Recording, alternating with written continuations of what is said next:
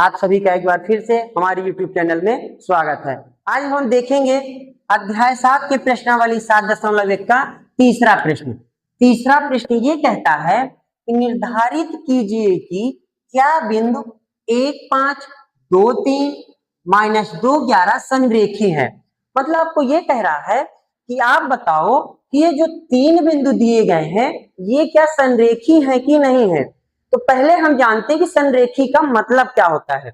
संरेखी का मतलब होता है कि जब भी कोई बिंदु एक ही रेखा में स्थित हो तो उन बिंदुओं को हम कहेंगे कि यह एक संरेखी है।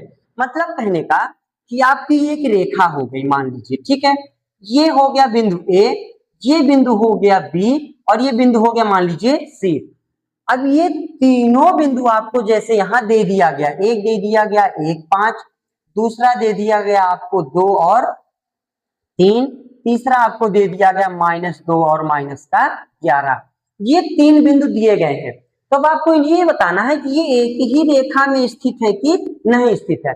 मतलब कहने का कि पहले हम दूरी निकालेंगे ए बी की, फिर दूरी निकालेंगे बी सी की और तीसरी बार दूरी निकालेंगे ए सी की। क्या क्या बताया मैं कि पहले आप ए बी निकालिए इतने की दूरी, इतने की दूरी, फिर आप निकालिए इतने की दूरी, मतलब ए बी की फिर बी सी की, और फिर पूरी दूरी ए और सी की निकालिए। ठीक है, अब यदि ए बी की दूरी और बी सी की दूरी को जोड़ने पर हमें ए सी के दूरी के बराबर मिल जाता है, ये तीनों बिंदु संरेखी है। और यदि इन दोनों को जोड़ने के बाद इसके बराबर नहीं मिलता है, ये तीनों बिंदु संरेखी नहीं है। संरेखी का मतलब होता है कि तीनों बिंदु एक ही रेखा में स्थित हो। यदि तीनों बिंदु एक ही रेखा में स्थित होंगे, उन तीनों बिंदुओं की जो बीच की दूरी है कुल दूरी के बराबर होगी। ठीक है, तो हम ये सवाल को करते हैं। आपको पहले क्या करना है, एक जो ए बी है उसके लिए आप अलग से बना लीजिए कि ये हमारा ए बी है। ए का निर्देशांक हमें जो दिया है उसको आप अलग लिख लीजिए, जो बी का निर्देशांक दिया है 2 और 3 उसको अलग लिख लीजिए। अब ए बी की दूरी पहले निकालिए। जब आप ए बी की दूरी निकालेंगे इसमें से आपको x1 ए के निर्देशांक से मिलेगा, तो ए x1 का मान होगा 1 और आपका x2 का मान होगा 2। वो कौन से बी के निर्देशांक से मिलेगा। ठीक है, y1 का मान आपका होगा 5 और y2 का जो आपका मान होगा वो क्या होगा यहां से 3। x1 y1 का मान a से मिल गया, x2 और y2 का मान b से मिल गया। ठीक है, अब हमको अगर यहाँ पे x1 x2 y1 और y2 का मान मिल गया तो दूरी निकालने में कोई दिक्कत नहीं होगी। क्यों? क्योंकि जो दूरी का सूत्र होता है क्या होता है, under root x2 minus x1 का square plus y2 minus y1 का स्क्वायर होता है। क्या?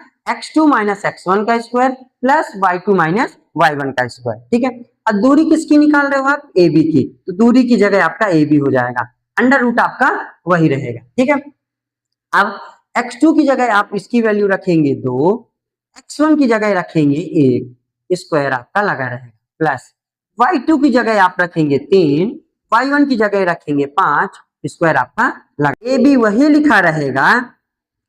अब आप क्या करेंगे, 2 में 1 को घटाएंगे तो आपको 1 मिलेगा। क्यों? क्योंकि बड़ी संख्या प्लस में है, छोटी संख्या माइनस में है, तो 2 में 1 को घटाओगे तो 1 मिलेगा। अब यहाँ पे देखो बड़ी संख्या कैसी दिख रही है 5 माइनस में, और छोटी संख्या 3 कैसी दिख रही है प्लस में, तो 3 में अगर 5 को घटाओगे तो -2 मिलेगा, इसका भी क्या लग जाएगा, स्क्वायर लग जाएगा। अब हमको क्या चाहिए, ए बी बराबर अंडर रूट वही रहेगा, 1 का स्क्वायर क्या होता है 1 प्लस 2 का स्क्वायर क्या होगा, माइनस में 2 है लेकिन इसका भी स्क्वायर प्लस 4 ही होगा। क्यों? क्योंकि मैंने आपको बताया चाहे कोई संख्या प्लस में हो या माइनस में, उसका वर्ग हमेशा प्लस में आता है।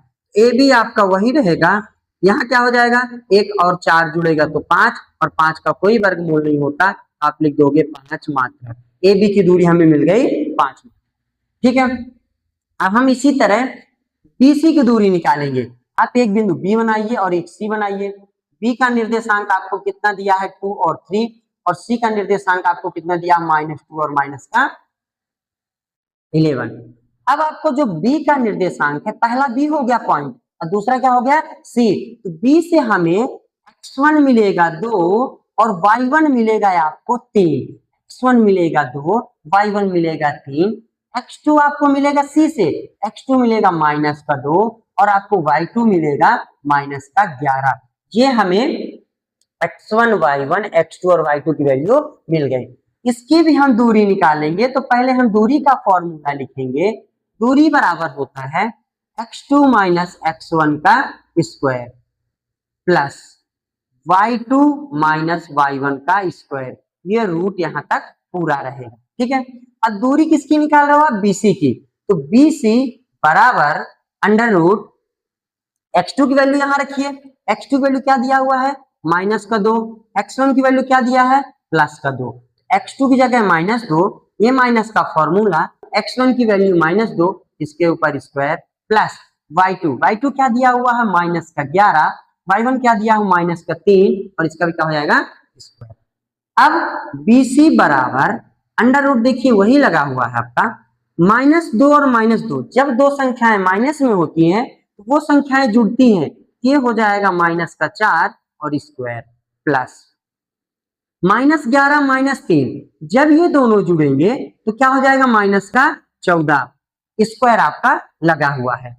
कोई भी संख्या यदि माइनस में होती है तो वह जुड़ती है, तो वह माइनस में ही रिजल्ट देती है। -11 -3 -14 -2 -2 -4। अब आपका BC वही लिखा रहेगा बराबर -4 का स्क्वायर करोगे तो 16 आएगा। क्यों? क्योंकि चाहे संख्या प्लस में हो या माइनस में, उसका वर्ग हमेशा प्लस में आता है। -4 का -4 से गुणा करोगे तो 16 आएगा। -14 का गुणा -14 से होगा तो प्लस का 196 आएगा। कितना आएगा? 196। तो BC आपको कितना मिल जाएगा? 16 में 196 को जोड़ोगे तो मिलेगा आपको 212 और यूनिट क्या होगी?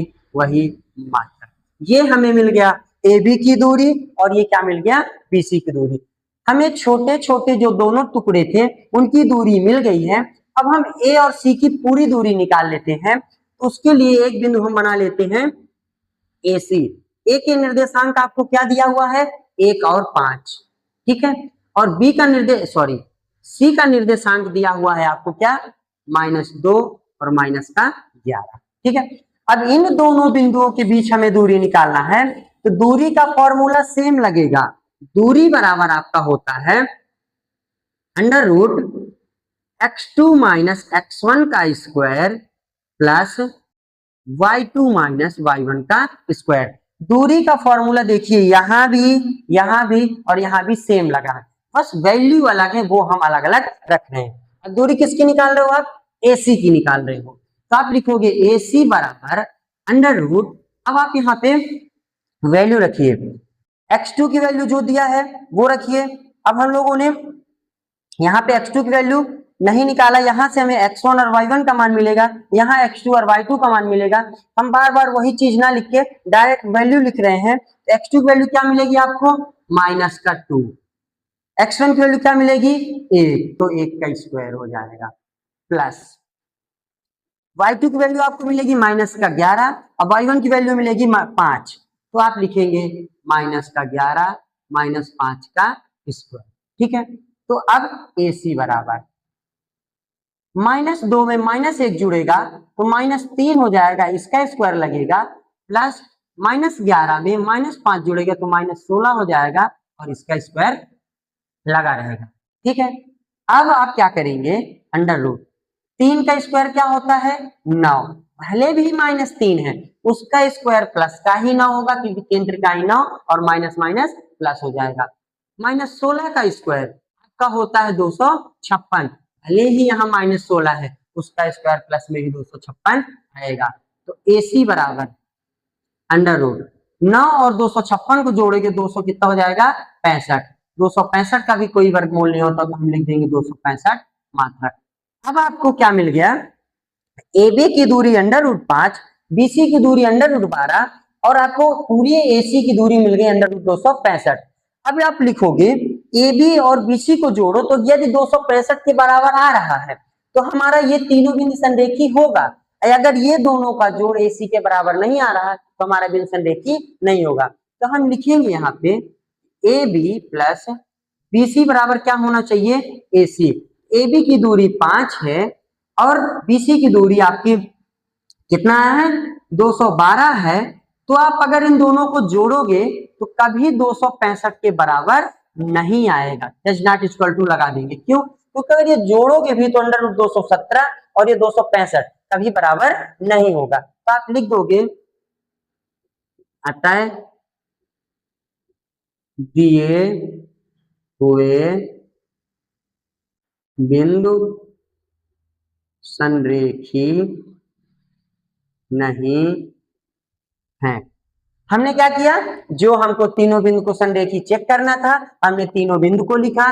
पहले AB की दूरी निकाला, फिर हम लोगों ने BC की दूरी निकाला, फिर हम लोगों ने AC की दूरी निकाला। तीनों की दूरी निकालने के बाद हम AB और BC की दूरी को जोड़े, AC के बराबर नहीं आ रहा है। यदि AB और BC की दूरी AC के बराबर नहीं है तो तीनों बिंदु संरेखी नहीं है। यदि AB और BC का मान जोड़ने के बाद AC के बराबर प्राप्त होता तो हम लिखते कि ये तीनों बिंदु संरेखी